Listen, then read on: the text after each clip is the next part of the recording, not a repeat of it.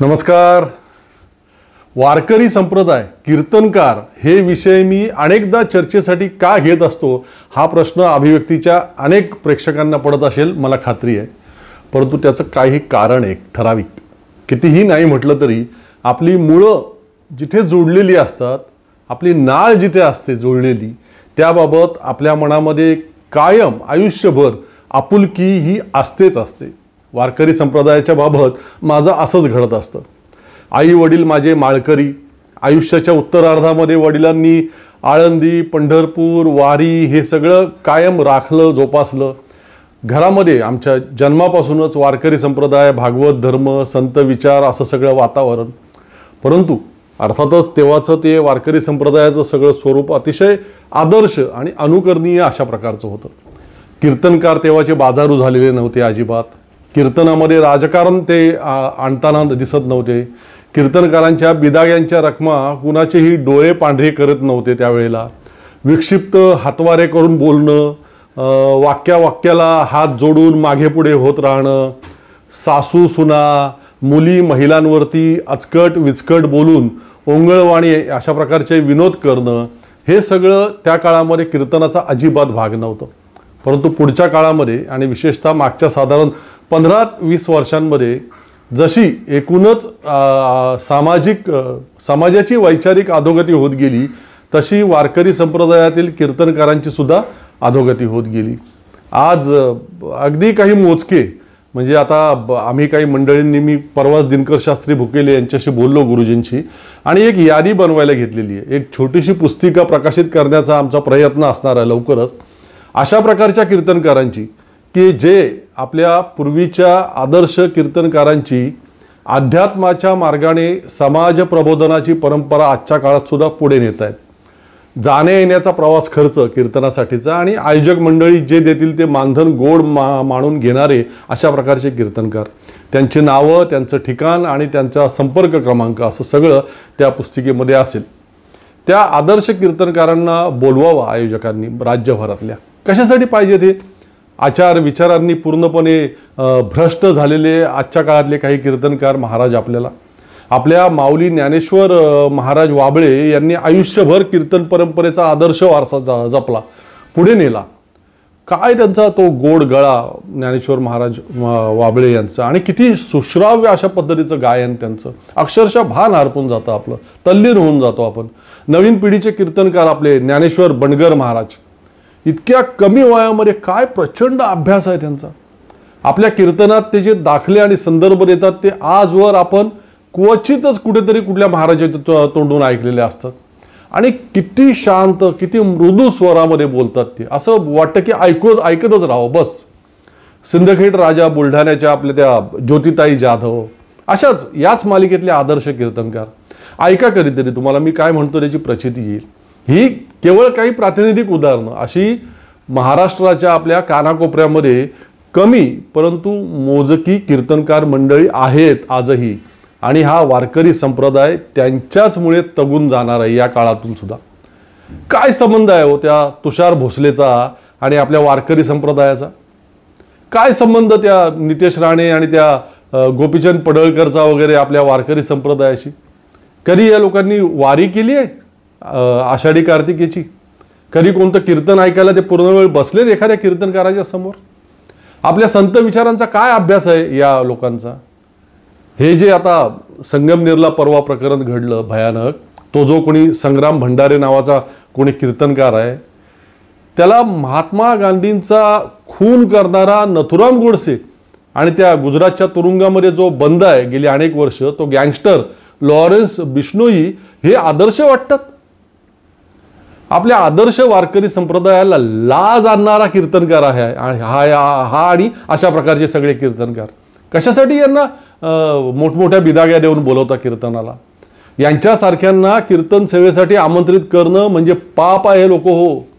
यांना आमंत्रित करणारे सगळे आयोजक मंडळी सुद्धा आपल्या संत ज्ञानोबा माऊलींपासून ते तुकोबारायांपर्यंत सगळ्या संतांचा अपमान करतायत, हे लक्षात घ्या. संतांचे विचार वाचा, म्हणजे मी काय सांगतो तुमच्या लक्षात येईल. कारण हे भोंदू महाराज जे सांगतात ती आपल्या संतांची शिकवण आणि त्या आपल्या संतांचे विचार अजिबात नाहीत, येत किंचित सुद्धा नाहीत. माझ्या गळ्यामध्ये माळ नसली तरी डोक्यात आणि मनात आपल्या सगळ्या संतांचे विचार आहेत आणि त्यामुळेच या अशा सगळ्या बाबींमुळे मी अस्वस्थ होत असतो. संगमनेरचं ते प्रकरण घडल्यापासून मी असाच प्रचंड अस्वस्थ होतो. याबाबत वारकरी संप्रदायातील कुणा जबाबदार व्यक्तीशी बोलावं, आपली अस्वस्थता त्यांच्याजवळ जाऊन व्यक्त करावी आणि मग ते काय म्हणतात या सगळ्याविषयी ते शांतपणे ऐकून घ्यावं असं प्रकर्षानं मागचं 4-5 दिवस वाटत होतं. आणि त्या विचारामध्ये असतानाच आदरणीय राजाभाऊ चोपदार यांचा चेहरा माझ्या डोळ्यासमोर आला. चोपदार की त्यांच्या घराण्यामध्ये पिढ्यानपिढ्या आहे. तशा तर खूप साऱ्या बऱ्याच मोठ्या मोठ्या जबाबदाऱ्या चोपदारांकडे आहेत, परंतु प्रामुख्यानं लाखो वारकऱ्यांचा सहभाग असणारी वारी, तिचा प्रवास आळंदी ते पंढरपूर अगदी निर्विघ्नपणे पार पाडण्याची महत्त्वाची जबाबदारी चोपदारांकडे असते. स्वयंशिस्तीचा वारकरी स्वतःहून अवलंब करत असतातच, पोलीससुद्धा आता मदतीला असतात, परंतु तरीसुद्धा जागोजागे होणारे उभे आडवे रिंगण सोहळे, समाज आरत्या, निवासाची भोजनाची व्यवस्था, त्याच्यामध्ये काही त्रुटी, हे सगळं दूर करणं, याच्यावरती देखरेख ठेवणं, या महत्त्वाच्या बाबतीमध्ये चोपदार त्यांचा महत्त्वाचा रोल बजावत असतात. त्यांच्या हाती जी चांदीची मूठ असलेला दंडक असतो तो त्यांनी वर उंचावून एक इशारा केला की लक्षावधींचा वारकऱ्यांचा जनसागर एकदम शांत होऊन त्यांच्या चोपदारांच्या सूचनांकडे कान देऊन ऐकत असतो त्यांच्या सूचना. त्याशिवाय अनेकदा काही तणावाचे प्रसंग वारीच्या काळात निर्माण होतात. उदाहरणच द्यायचं तर मागच्या काही वर्षांपासून आपल्यापैकी बहुसंख्य लोकांना माहिती आहे, ते सांगलीचे कोणी संभाजी भिडे त्यांच्या काही हाती तलवारी असलेल्या धारकऱ्यांसह वारीमध्ये शिरकाव करण्याचा प्रयत्न करत राहतात. ते वारीच्या परंपरेला ती गोष्ट न शोभणारी आहे, वारीच्या परंपरेला शिस्तीला ते छेद देणारं आहे. सगळं हे परखडपणे सांगण्याचं काम चोपदारांना करावं लागतं. यंदाच्या वर्षी संविधान समता दिंडीवरून राज्यातल्या काही मूर्ख लोकांनी नाहक वाद निर्माण केला. चोपदारांकडे सुद्धा साहजिकच काही लोक त्या संविधान समता दिंडीच्या विरोधात पोहोचले, कारण वारीची सगळी व्यवस्था मुख्यत्वे करून चोपदारांवरती असते.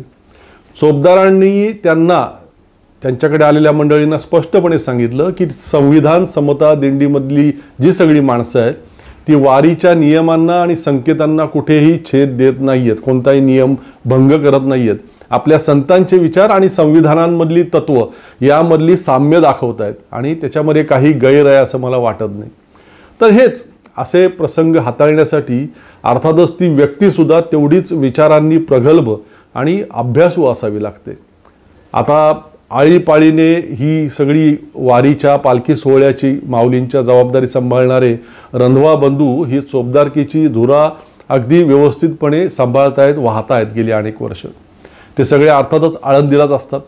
त्यापैकीच राजाभाऊ चोपदार यांच्याशी मी काल संपर्क साधला.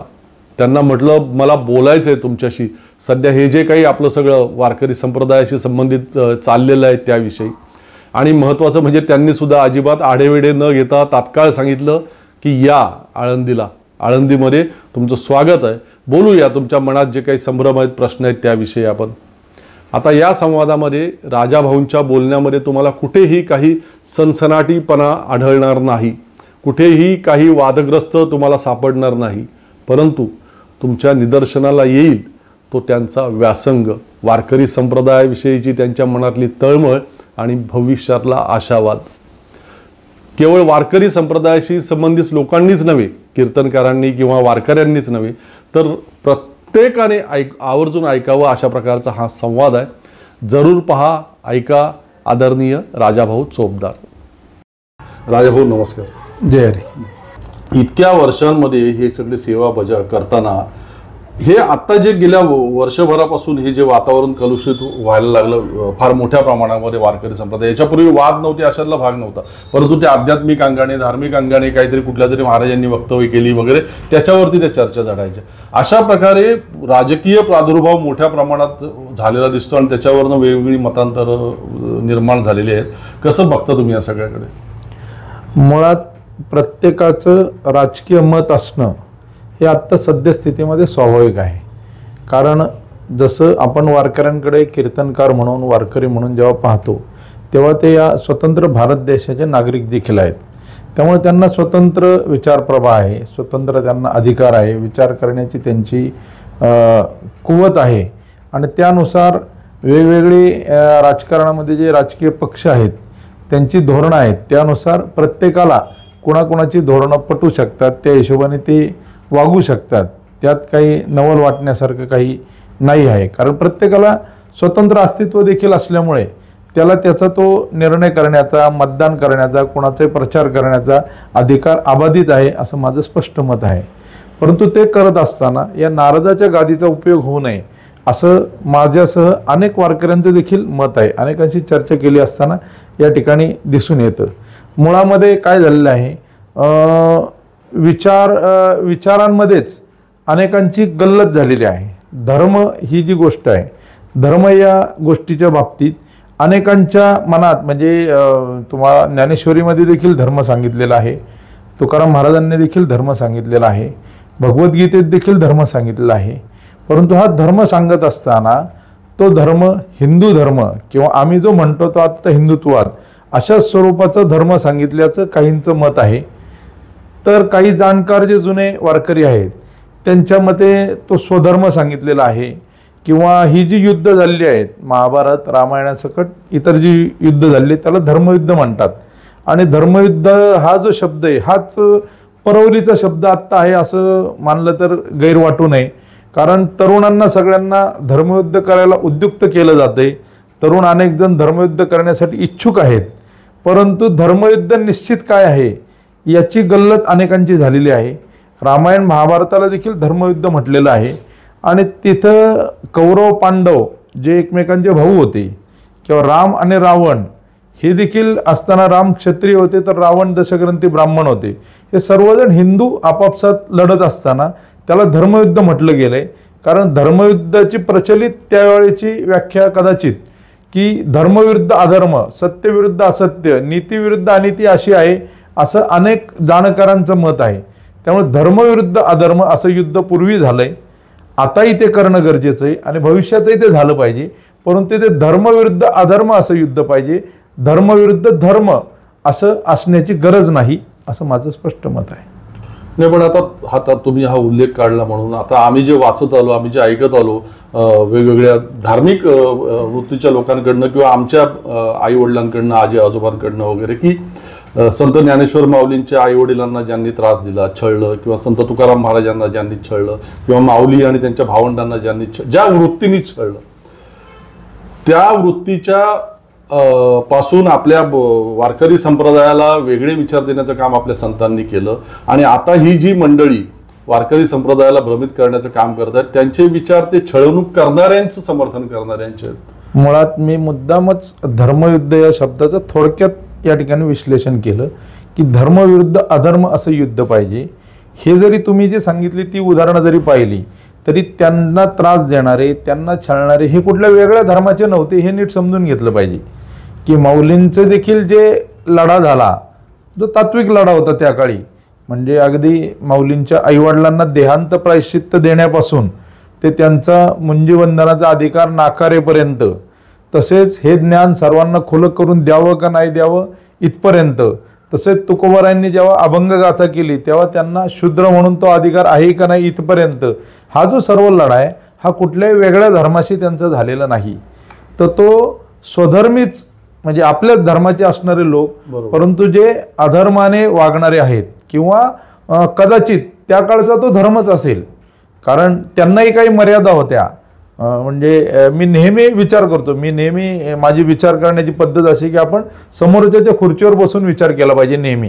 कारण माऊलींच्या आईवडिलांना जेव्हा त्यांना अपत्य झाली आणि त्यांना जेव्हा अधिकार मागायसाठी ते जेव्हा पैठणच्या त्या न्यायशास्त्रींकडे त्या ठिकाणी गेले, तेव्हा न्यायशास्त्री किंवा न्यायदानातला कोणी जरी अधिकारी असेल तरी त्याची प्रचलित पद्धत असते की तत्कालीन जे कायदे आहेत त्याच्यानुसारच न्याय करायचा.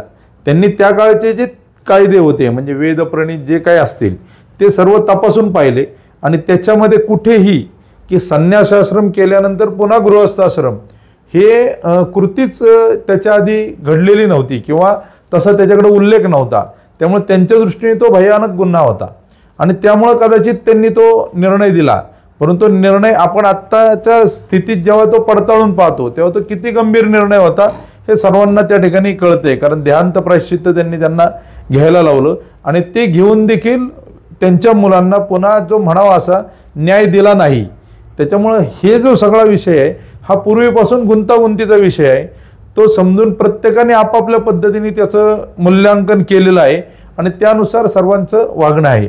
अर्थात कुठलाही समाज असेल सर्वांना बरोबर घेऊन जाणं ही कृती त्याच्याकडून अपेक्षित असते. म्हणजे मुळात जो उच्चवर्णीय म्हणायचं किंवा जो मोठा आहे जो मालक आहे त्यांनी नोकरांना बरोबर घेऊन जायचंय. जो समाजातला वरचा घटक आहे त्यांनी खालच्यांना बरोबर घेऊन जायचे.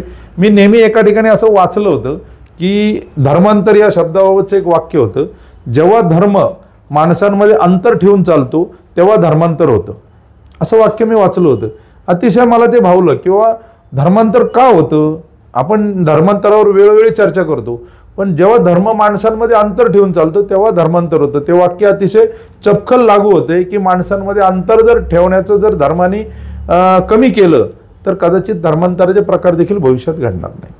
अगदी एकदम समर्पक विश्लेषण केलेलं आहे तुम्ही. पण म्हणजे याचा अर्थ प्रामुख्यानं संतांच्या आपल्या लढाई होते ते आपल्या धर्म अंतर्गतच होते, परधर्माशी त्यांचा कोणता लढा नव्हता त्या काळी. आता भगवद्गीतेमधल्या एक श्लोकाबाबत वारंवार काही जण त्याबाबत सांगतात. त्यामध्ये एक शब्द आहे असं की परधर्म भयावहा, म्हणजे परधर्म भयावह आहे. परधर्म भयावह सांगताना आत्ताचे जे संप्रस्थितीत काही तत्कालीन स्वतःला समाज सुधारक म्हणवणारे असं सांगतात की परधर्म भयावह आहे, भगवान कृष्णानेच सांगितले. त्याच्यामुळे परधर्म जे आहेत आत्ता जे इतर दोन धर्म आहेत आपल्या इथं की ज्यांच्याशी आत्ता आपला लढा चालू असल्याचं भासवलं जातंय की इस्लाम म्हणजे मुस्लिम आणि ख्रिश्चन, तर हे दोन धर्म भयावह आहे असं भगवान कृष्णाने सांगितलं. मी त्याच्यावर विचार केला किंवा कृष्णाने असं सांगण्याचं काही कारण असं मला वाटत नाही. कारण या दोन्ही धर्माची स्थापना 1000-2000 वर्षापूर्वी झालेली स्थापना आहे आणि भगवद्गीता सुमारे 5000 वर्षापूर्वी सांगितले. त्यामुळे ज्या काळी हे धर्मच अस्तित्वात नव्हते ते परधर्म भयावह यालाच लागू असण्याचं काही कारण आहे असं मला वाटत नाही. अर्थात दोन्ही धर्माचा किंवा इतर कुठल्याही धर्माचा विचार केला सर्वच धर्माची लोक चांगली किंवा सर्वच धर्माची लोक वाईट असं काही नसतं. त्यातली काही प्रवृत्ती असते ती वेगवेगळ्या प्रकारची असते. त्यामुळे त्या धर्माच्या काही लोकांनी केलेली कृती किंवा आपल्या धर्माच्या काही लोकांनी केलेली कृती किंवा एखाद्या जातीने देखील काही लोकांनी केलेली कृती ही त्या सर्व जातीला त्या धर्माला लागू करणं गैर आहे. हा लढा प्रवृत्तीचा झाला पाहिजे. त्या प्रवृत्तीला विरोध केला पाहिजे. त्या प्रवृत्तीचं जे समर्थन करेल त्याला विरोध करा, मग तो त्या जातीचा असेल अथवा धर्माचा असेल अथवा नसेल. अशा पद्धतीने हा लढा असला पाहिजे. हा प्रवृत्तीचा लढा माणसाने नीट विचार केला पाहिजे तर त्यात कुठली अडचण माणसाला भासणार नाही. तुम्ही आपल्या समजा आपण एखाद्या ज्या जातीमध्ये आहे आत्ता किंवा ज्या कुटुंबात आहे आपण, आपल्या खापर पंजोबांनी किंवा त्याच्या आधीच्या कुठल्या पूर्वजांनी जर तत्कालीन एखादा बलात्कार केलेला असेल तर त्याचा दोष आत्ता नातवांपंथाला देऊन काय उपयोग आहे. त्याच्यामुळे या दृष्टीने विचार करून ज्यांनी दोष केला त्या प्रवृत्तीचं जर आत्ता नातूपंथू पण तसंच जर वागत असेल तर त्याला तो दोष निश्चित दिला पाहिजे. त्याचं वागणं तसं असेल तर, त्याचं वागणं तसं नसेल तर त्याला दोष दिला नाही पाहिजे. हे सगळे दोष थोडे थोडे जर आपण निराकरण केलं प्रत्येकाने समाजामध्ये तर समाजात एकोपन निश्चित वाढीस लागेल. आणि तरुणांनी देखील वेगवेगळ्या पद्धतीने आत्ता आपण जे उदाहरण संगमनेरचं सांगितलं, मी त्या महाराजांना व्यक्तीचा दोष कमी देतो.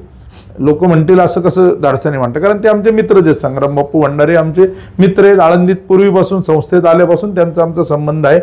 पूर्वी ते अशा विचारांचे नव्हते, परंतु एक विचारांचं गारूड त्या मनावर अशा पद्धतीने केलं जातं की तो व्यक्ती स्वतःचा स्वतः राहत नाही आणि ते विचार त्याच्या मनावर एवढे बिंबलेले असतात की तो इच्छा असो नसो तो पूर्ण त्यात वाहवत जातोय.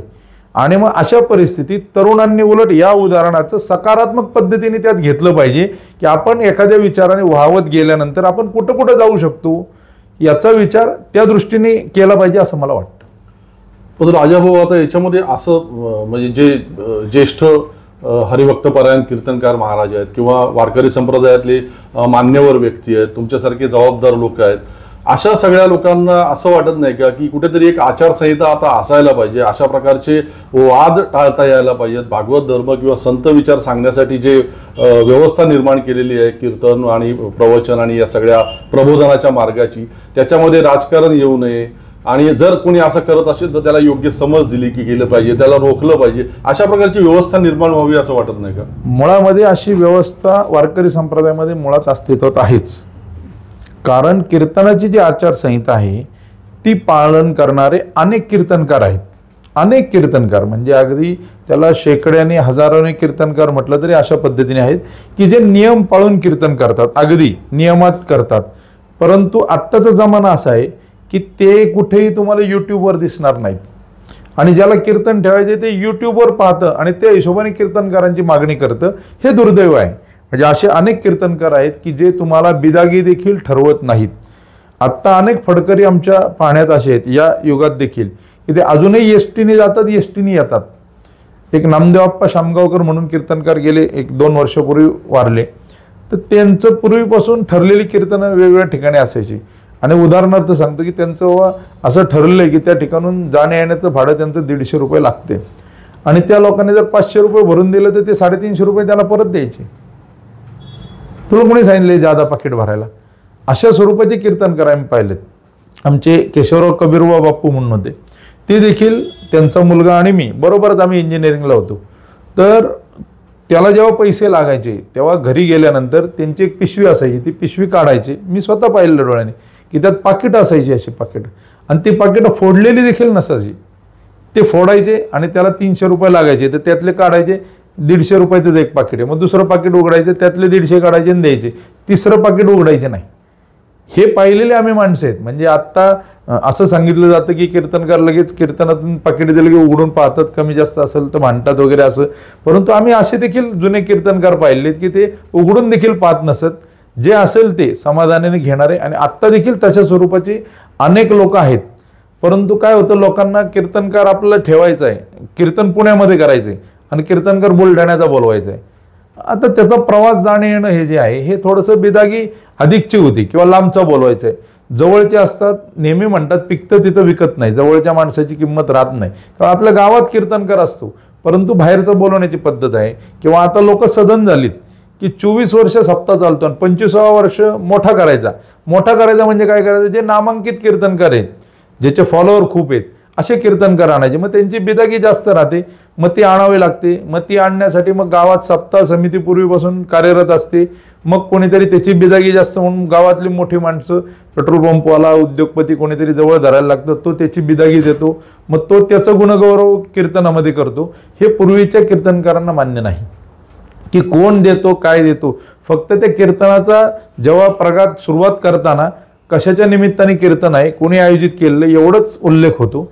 त्याच्या व्यतिरिक्त व्यक्तींची स्तुती ही देखील मान्य नाही. जुने कीर्तनकार आहेत की समोर बसले म्हणून त्यांचे नामोल्लेख केला, नावं घेतली, अशा पद्धतीने केलं जात नाही. अशा पद्धतीने कीर्तन करणारे अनेक कीर्तनकार आहेत, पण लोक तिथपर्यंत पोचत नाही. लोकांना कसं आहे, जे थोडक्यात आता त्याला स्पॉन्सरर असा शब्द आहे, स्पॉन्सरर जे करणार आहेत त्याला त्याची स्तुती त्यामध्ये अपेक्षित असते आणि तो स्तुती करणारा कीर्तनकार त्याला अपेक्षित असतो. हा सगळा गुंता झालेला आहे. म्हणजे त्यात कीर्तनकारांची चूक आहे असं म्हणता येणार नाही, स्पॉन्सरची चूक आहे असं म्हणता येणार नाही. हा मानवी स्वभाव आत्ताच्या सगळ्या युगात झालेला आहे आणि त्यात हे सगळं प्रकरण भरडलं जाते. बिदागी हा प्रश्न वेगळाच आहे. म्हणजे ते तुम्ही म्हणता ती एकदम बाजू बरोबर आहे. मी कालच दिनकर शास्त्रींशी पण या विषयावरती बोलत होतो आणि असं एक प्रस्ताव मी त्यांना मांडत होतो की जे आत्ताही आयोजक मंडळी जे देतील बिदागी किंवा मानधन तेवढं स्वीकारून कीर्तन सेवा देणारे भरपूर महाराष्ट्रामध्ये, जसं तुम्ही उदाहरणं सांगितली, जुन्या परंपरा, आपल्या आदर्श परंपरा पुढे नेणारे कीर्तनकार आहेत, त्यांची एखादी पुस्तिकाच आपण प्रकाशित करू की लोकांना, आयोजकांना माहिती राहावी की असे आदर्श कीर्तनकार आहेत. परंतु प्रश्न हा आहे, मला विचारण्याचा उद्देश तो होता की अशी एखादी आदर्श आचारसंहिता अंमलबजावणी न करणाऱ्या कीर्तनकारांना रोखण्यासाठी, त्यांना योग्य ती समज देण्यासाठी, त्यांच्यामध्ये सुधारणा करण्यासाठी काही व्यवस्था निर्माण व्हायला हवी की नको, की वारकरी संप्रदायाचे नेहमी असं वाद होणं आणि बदनामी होणं हे चालू ठेवायचं? मुळामध्ये वारकरी संप्रदाय एवढा विस्तीर्ण झालेला आहे की कोणी एक व्यक्ती, एखादी संस्था त्या संपूर्ण व्यवस्थेवर अंकुश ठेवू शकेल अशी सद्यस्थिती तरी नाही. कारण कीर्तन जे परंपरा चालू आहे त्यामध्ये आमची पूर्वीपासून जी चालू होती ती फड परंपरा चालू होती की जे फडकरी होते, ज्यांनी फड व्यवस्था चालवली, तीच लोक कीर्तन करत होती समाजामध्ये. परत समाज जसा वाढत चालला, वारकरी संप्रदाय वाढत चालला, त्या सर्वांचं समाधान ती व्यवस्था करू शकेल अशी परिस्थिती नव्हती. म्हणून मग पूर्वीच्या काळी जोग महाराज विष्णुबा जोग होते, त्यांनी 1917 साली या ठिकाणी वारकरी शिक्षण संस्थेची या ठिकाणी स्थापना केली. त्यापूर्वी आळंदीत साधकाश्रम नावाची संस्था या ठिकाणी अस्तित्वात होती की जी वेदांत अधिक वारकरी असं शिक्षण देत होती आणि जोग महाराज देखील त्या संस्थेमध्ये होते असं सांगितलं जातं. नंतर जोग महाराजांनी मग मारुतीबा गुरव वगैरे त्यांच्या सहकार्याने या ठिकाणी वारकरी शिक्षण संस्था काढली आणि त्या संस्थेला आता 100पेक्षा अधिक वर्ष पूर्ण झालेली आहेत. आणि त्या संस्थेचं वैशिष्ट्य असं की त्या संस्थेमध्ये विद्यार्थ्यांना फी नाही आणि शिक्षकांना पगार नाही अशा न्यायाने चालू असलेली एकमेव संस्था आहे माझ्या माहितीप्रमाणे, की शिक्षकांना देखील बिदागी नाही आणि विद्यार्थ्यांना देखील फी नाही. अशा पद्धतीने महाराष्ट्रातले शेकडो हजारो कीर्तनकार या संस्थेच्या माध्यमातून घडलेले आहेत. आणि पूर्वीपासून त्याचा जो अभ्यासक्रम आहे तो 4 वर्षाचा अभ्यासक्रम आहे. त्यामध्ये वेगवेगळे ग्रंथ, ज्ञानेश्वरी, तुकाराम महाराज गाथा हे शिकवले जातात.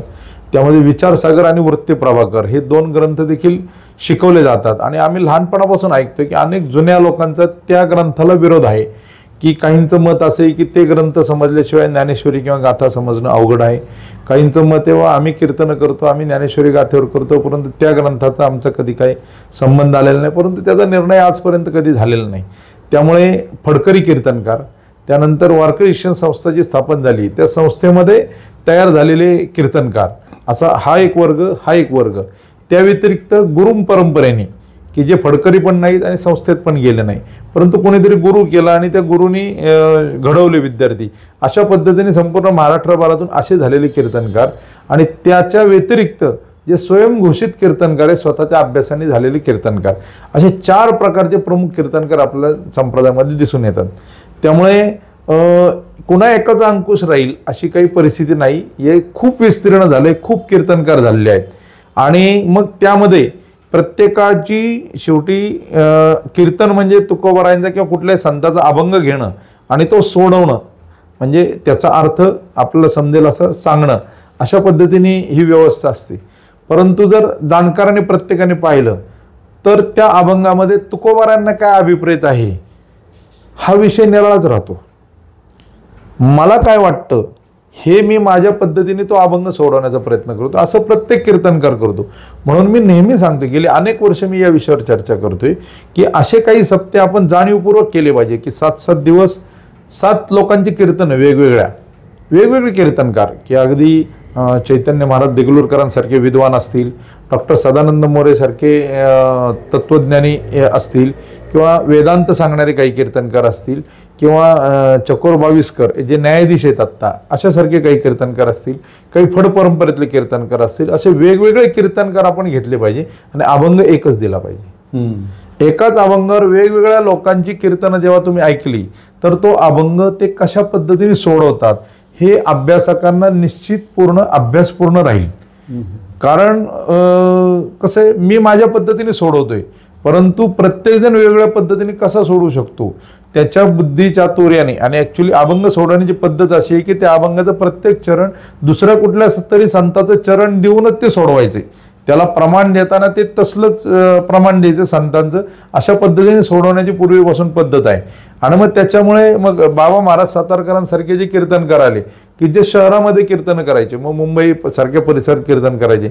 मग कसं आहे, शहरी भागात कीर्तनाची तेवढी गोडी नाही, जेवढी ग्रामीण भागात आहे तेवढी शहरी भागात नाही. मग त्या लोकांना ती गोडी वाटण्यासाठी की कीर्तन पण करायचे आणि त्या शहरी लोकांची अशी मानसिकता आहे की तुम्ही कीर्तन सांगताय बरोबर आहे, पण माझ्या दैनंदिन जीवनात काय त्याचा फायदा आहे, काय त्याचा उपयोग आहे. मग असं सांगताना मग तुमच्या कुटुंबातली उदाहरणं सांगून ते पटवून द्यायला लागते, अशी पद्धत पुढे रूढ झाली.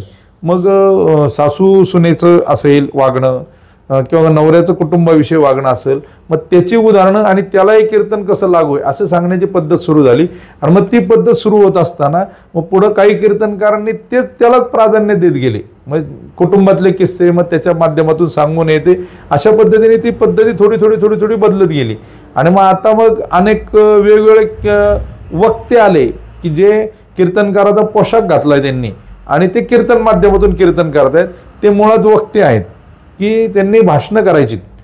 परंतु आता परिस्थिती अशी झाली, राजकीय देखील जी लोक आहेत, राजकीय लोक, त्यांची परिस्थिती आता जर आपण पाहिली तर अशी अडचण आहे की त्यांना सभा घेण्यासाठी देखील आपण पाहतो नेहमी की पैसे देऊन श्रोते आणावे लागतात.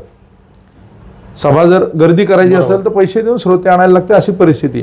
वक्त्यांची देखील फार काही वेगळी परिस्थिती नाही की जो वक्ता नामांकित आहे त्याला कदाचित गर्दी जमते, पण इतरांना गर्दी जमवण्यासाठी वेगवेगळे प्रयत्न करावे लागतात. या उलट वारकरी संप्रदाय हा एकमेव असा आहे की त्या ठिकाणी गर्दी वाट पाहत असते वक्त्याची. तो वक्ता नियोजित असतो, वेळ ठरलेली असते, लोक त्या ठिकाणी असतात. मग अनेक वक्त्यांनी असा मार्ग स्वीकारला की आपण आपलं जे सांगायचं तेच, पण संप्रदायाच्या व्यासपीठावर फक्त पोशाख बदलला आपला की ते आपलं सांगता येणं शक्य आहे. फक्त आपण वक्तृत्व तर आहेच, पण वारकरी संप्रदायाचे ठोकताळे ते जर आपण शिकून घेतलं किंवा रामकृष्ण हरी कधी म्हणायचं, ठोकबा रखमाई कधी म्हणायचं, महाराज ज्ञानेश्वर माऊली कधी म्हणायचं, हे ठोकताळे आपल्याला समजले की आपण त्याच्यात ते बसून बोलू शकतो. मला असे वक्ते काही भेटलेली आहेत की मला बाबा कीर्तन शिकायचे, मी म्हटलं बाबा 4 वर्ष अभ्यासक्रम करीत, नाही एवढा वेळ नाही. मग एखाद्या महाराजांबरोबर वर्षभर फिर त्यांच्या पाठीमागे, कीर्तन त्यांची ऐक, नाही मला बोलायला जमतच आहे म्हटले, की फक्त मला यातले या खाचाखोचा कळले की मला ते करता येईल. मी त्यावेळेस आश्चर्यचकित झालो की कीर्तन परंपरा जी आपण जी पाहतोय त्यापेक्षा वेगळा काहीतरी प्रकार येतोय. म्हणजे हे जवळजवळ मी 9-10 वर्षापूर्वीचा किस्सा सांगतोय की अशा प्रकारचे लोक मग यामध्ये येऊ लागलेले आहेत. आणि मग ते त्या माध्यमातून जे आपला दूषितपणा दिसतोय तो तशा पद्धतीने एक दिसतोय. दुसरी गोष्ट, संस्था जी जोग महाराजांची आहे ती देखील संस्थेतून सुटल्यानंतर त्या कीर्तनकारांवर संस्थेचा कोणत्याही प्रकारचा अंकुश नाही. आणि त्यामुळे कसं होतं, मग ते कोण काय करतात, कोण काय करतात, वेगळ्या विचाराने कोण काम करत असेल तर संस्था देखील कधी त्यांचा कान धरत नाही किंवा ते देखील विचारायला पुन्हा जात नाही. किंवा आत्ता आपण पाहिलं की संस्थेमध्ये खूप आदरणीय मंडळी आहेत, म्हणजे आदरणीय शांतीब्रह्म ज्यांना आम्ही म्हणतो, मारुतीबा कोरेकरांसारखे असतील किंवा वेगवेगळे संस्थेचे जे मान्यवर शिक्षक होऊन गेले, विठ्ठलबा घुले, विठ्ठलबा चौधरी, हे वेगवेगळे माणसं की ज्यांना आदर्श अनेक वारकरी कीर्तनकार मानतात. परंतु असं असताना देखील आत्ताचे काही कीर्तनकार, आता जे आपण पाहिले प्रकरण त्यामध्ये की जे वेगळ्या विचाराचे की नथुराम गोडसेंबाबत फार छान कीर्तन करत, हे त्यांचे आदर्श झालेले आहेत. हे दुर्दैव आहेत की त्यांचे जे आदर्श आहेत ते त्यांना आदर्श वाटेन असे झालेले आहेत. आणि जे कीर्तन वारकरी परंपरेत कुठले कीर्तन त्या पद्धतीचं नाहीये ते त्यांना आदर्श वाटत आहेत. ही चिंताजनक बाब आहे. हे तर खरंच आहे. म्हणजे गैरवापर, आणि बरोबर आहे तुम्ही म्हटलं ते की राजकारण्यांना गर्दी जमत नाही, विचारवंतांना गर्दी जमत नाही, कीर्तनकारांसाठी मात्र गर्दी जमते आणि त्याचा मग गैरवापर सुरू झालेला आहे. मला या निमित्तानंच मग अशा वेळेला जेव्हा एखादा कीर्तनकार तो नेहमीचा जो संतांनी सांगितलेला मार्ग सोडून वेगळा मार्ग अनुसरतो, त्यावेळेला समजा गर्दीत बसलेल्या कोणी समंजस भाविकाने, श्रद्धाळू वारकऱ्याने प्रश्न विचारला तर मग तो ते टाळतात किंवा प्रश्न विचारण्याचा अधिकार नाही. ठीक आहे, काही एक परंपरा असेल, काही एक शिस्त असेल, परंतु यातनं काही मार्ग नको काढायला. अगदी निश्चित. यामध्ये मुळात कीर्तनामध्ये विक्षेप आणणं हे चूकच आहे. म्हणजे हे कोणी देखील वारकरी संप्रदायाने इतर देखील लोक मान्य करू शकतील किंवा कीर्तनामध्ये विक्षेप आणणं ही चूक आहे की मध्ये कोणी बोलण्याचं काही कारण नाही. परंतु त्यासाठी ते कीर्तन देखील असायला पाहिजे, ही कीर्तनकारांची जबाबदारी आहे. बरोबर. दुसरी गोष्ट, मी नेहमी विचार करतो की या व्यवस्थेत काय बदल केला पाहिजे.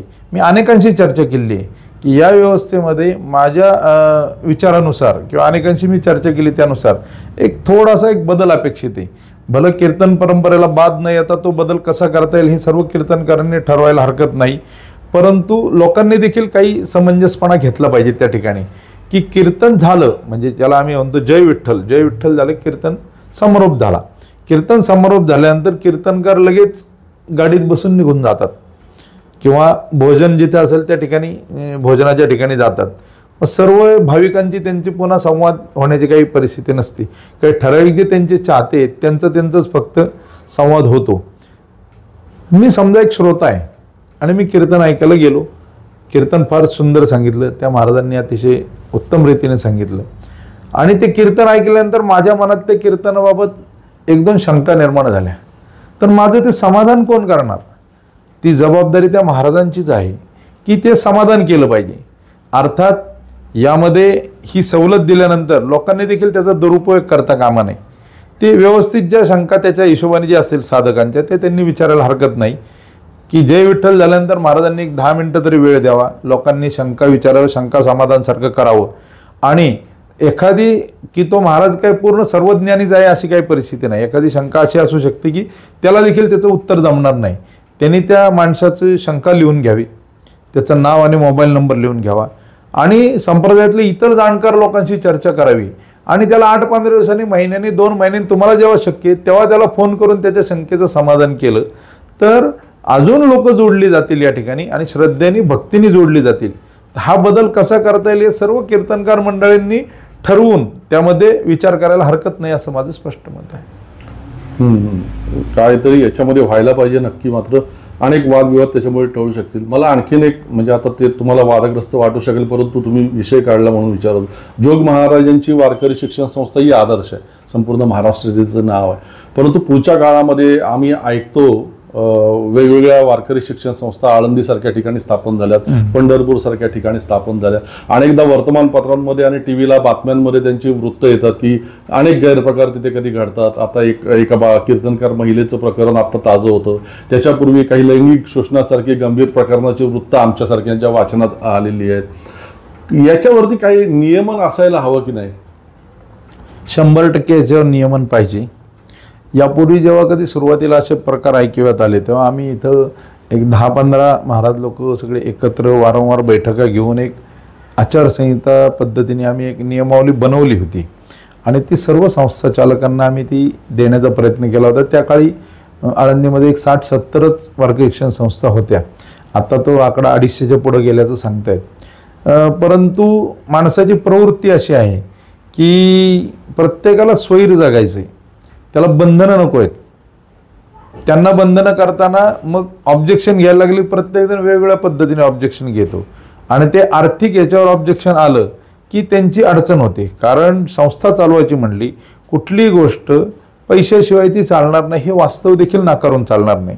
जेव्हा विद्यार्थी एखादा ते ठेवून घेत आहेत आणि वर्षभर त्याला सांभाळायचे, त्याला हॉस्टेलसारखं त्याला खर्च येणार आहे, जेवण खाण्याचा खर्च येणार, निवासाचा खर्च येणार, इतर काही कपडे लत्ते विषय असेल किंवा शाळेचा असेल, त्यांना जे शिक्षण देणार धार्मिक त्याचा असेल, तो खर्च ही बाब येणारच. त्यामुळे ती घेण्याविषयी आमचं काही कोणाविषयी ऑब्जेक्शन नव्हतं. परंतु ते करत असताना जे असे प्रकार घडत आहेत, अर्थात ते प्रकार त्याने संप्रदाय बदनाम होतो असं मी पहिल्यापासून कधीच म्हणत नाही. कारण संप्रदाय बदनाम होण्याचं काही कारण नाही. संत कधी अशी शिकवण देत नाहीत. जे काही प्रकार घडतात त्याला मी व्यक्तिदोष मानतो, कारण तो व्यक्तीचा दोष आहे. मग त्याला इतरांनी कसं समर्थन करायचं का नाही करायचं, हिथं पुन्हा विषय येतो धर्म अधर्माचा लढा.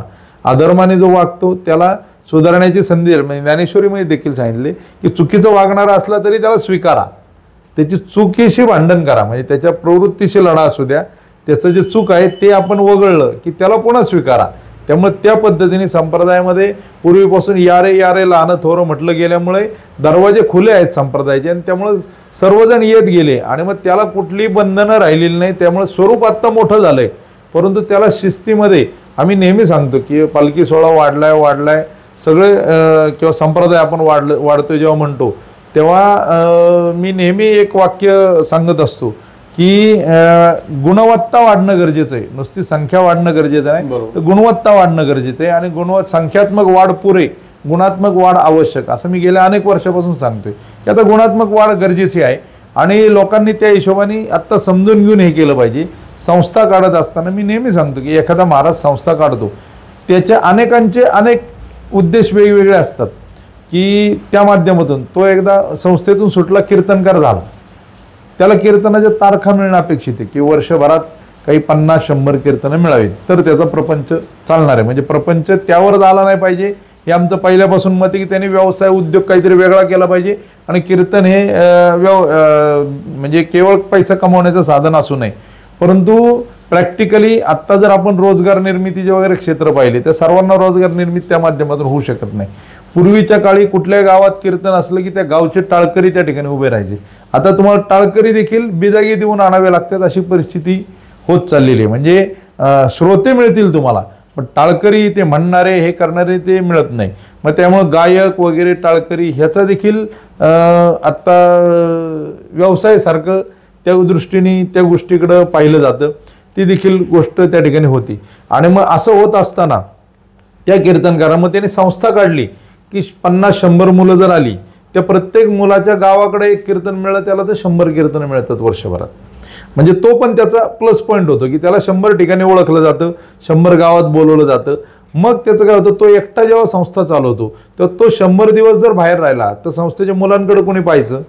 तेव्हा आम्ही नेहमी सांगतो की तुम्ही एक 5 जण, 3 जण, 4 जण एकत्र येऊन संस्था काढा, की एक जण बाहेर गेला तर दुसरा कोणीतरी इथे, 4 बाहेर गेले तर एक जण कोणीतरी इथं राहील, विद्यार्थ्यांकडे लक्ष देईल.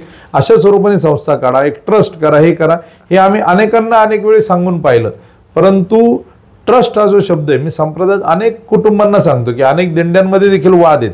आणि ट्रस्ट हा शब्द जो आहे, ट्रस्ट या शब्द इंग्रजी शब्दाचा अर्थ विश्वास आहे. बरोबर. मुळात आपला परस्परांवर विश्वासच राहिलेला नाही, त्यामुळे या सगळ्या समस्या आहेत. म्हणजे भावाचा भावावर राहिलेला नाही किंवा कुटुंबातल्या कोणाचा एकमेकावर राहिलेला नाही, त्यामुळे मित्रांचा किंवा एकत्रित येणाऱ्यांचा विश्वास कसा राहील.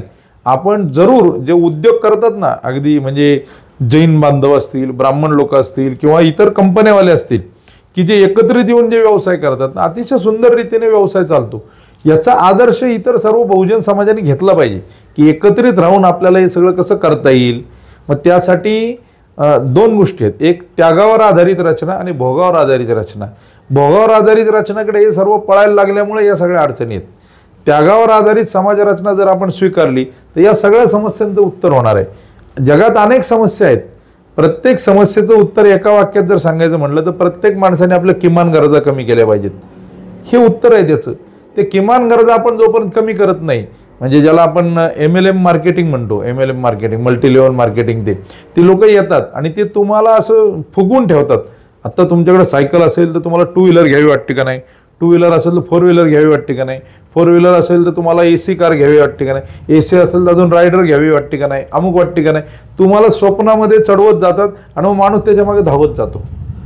पण मी म्हणतो आपण उलटा विचार का नाही करत की अरे आपल्याकडे 2 व्हीलर आहे, त्याच्याकडे सायकल आहे, सायकलवाला तो पायी चालतोय, तो पायी चालणारा माणूस त्याच्यात चप्पल नाही त्याच्या पायात, अरे चप्पल आहे पण त्याला पायच नाही आहेत. अशा माणसाकडे पाहून आपण का नाही जगत.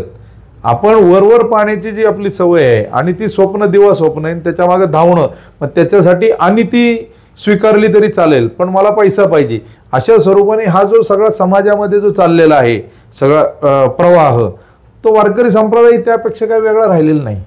त्याच्यामुळं त्यातल्याही माणसांची अनेकांची अशी मतं झाल्यामुळे हे सगळ्या समस्या आहेत. त्यामुळे वारकऱ्यांनी, मी नेहमी सांगतो की कीर्तनामध्ये आपण जे सांगतो त्याप्रमाणे आपण जगलं तर विषय अगदी सोपा आहे, काही अडचणीचा नाही. आपल्या त्या जगण्यात आणि बोलण्यात ही तफावत वाढत चालली की या समस्या दिवसेंदिवस राहणार आहेत. म्हणजे राजाभाऊ, वारकरी शिक्षण संस्थांमध्ये काही अनिष्ट प्रवृत्ती घुसलेल्या आहेत, कीर्तनकार महाराजांमध्ये काही अनिष्ट प्रवृत्ती घुसलेल्या आहेत आणि एकूणच वारकरी संप्रदायाचं थोडंसं काय म्हणता येईल त्याला वैचारिक विपर्यास करण्याकडे प्रयत्न सुरू आहेत. परंतु हे सगळं गडांतर टळेल येणाऱ्या भविष्यामध्ये आणि पुन्हा वारकरी संप्रदाय या सगळ्यातून बाहेर पडेल, कसं बघायचं की इतकं मोठं संकट नाही आहे. निश्चितपणे बाहेर पडेल, परंतु लक्षात घ्या, आपण जेव्हा आपण म्हणतो की सतयुग आणि कलियुग असं जेव्हा म्हणतो, आत्ता एक कलियुग चालू आहे, कलीचा महिमा चालू आहे. ज्याला मान्य असेल त्याने स्वीकारा किंवा ज्याला मान्य आहे त्याने नाकारा, परंतु कलियुग चालू आहे, कलीचा महिमा चालू आहे. आपण जी सगळी चर्चा करतोय हे कलियुग आहे म्हणून चर्चा करतोय. आणि वारकरी संप्रदाय अनेक लोकांचे मला फोन येतात आणि ते सांगतात त्यांना ते पटत नाही, हे चुकीचं चाललंय, हे चुकीचं चाललंय असं बोलणारे लोक खूप आहेत. मी त्यांचं समाधान अशा पद्धतीने करतो, महाराज आपला प्रॉब्लेम असा आहे की आपण संतांचे विचार अंगीकारल्यामुळे, अर्थात आपला प्रॉब्लेम आहे असं म्हणताना मी तुम्हालाही त्यामध्ये घेईल, कारण मी तुमच्या अनेक मुलाखती पाहिल्या की तुमच्याही डोक्यात संतांचे विचार घुसलेले आहेत आणि संतांचे विचार घुसल्यामुळे काय झालंय, आपण जगतो विचाराने सतयुगात आणि प्रत्यक्ष जगतो कलियुगात. हीच आपली अडचण आहे. या दोन्हीतला फरक आपण समजून घेत नाहीये की आपण जगतोय कलियुगात आणि सतयुगाचे विचार घेऊन जगतोय. तर सतयुगाचे विचार जेव्हा येतील तो दिन सुदिन म्हणायचा, परंतु ती शक्यता आता नाहीये. कारण नाथरायांनी पण सांगून ठेवले की पापा देती अनुमोदन, हेच भविष्यात होणार आहे. कलियुगामध्ये काय होणार आहे, पापाला अनुमोदन देणार, असत्य अशी रिझले मन, असत्य जे तिथंच मन रिझणार आहे, ही परिस्थिती आहे. म्हणून सत्य सोडायचं का, तर अजिबात नाही. जे सत्यवादी वागतायत त्यांनी सत्याप्रमाणेच वागायचं. समाज कुठे चाललाय त्याचा विचार काही करायचं कारण नाही. आणि आपण सर्व समाजाला बदलू शकत नाही हे डोक्यात ठेवायचं. सर्व समाजाला आपण बदलू शकत नाही, पण आपण आपल्याला बदललं की आपण एक एक एक बनून समाज होत असतो. त्यामुळे आपण आपल्याला बदलणं आणि आपलं चांगलं वागा हे इतरांना सांगत राहणं हेच काम आपलं आपण करत राहायचं. काही प्रश्न घोंगावत होते डोक्यामध्ये आणि त्याची योग्य उत्तरं मिळावीत या अपेक्षेने आळंदीला आलो होतो आणि मला असं वाटतं माझी ती अपेक्षा पूर्ण झालेली आहे. तुमची हीच भावना असेल याची मला खात्री आहे. राजाभाऊ, आपण वेळ दिलात, मी आपला आभारी आहे. जय हरी रामकृष्ण.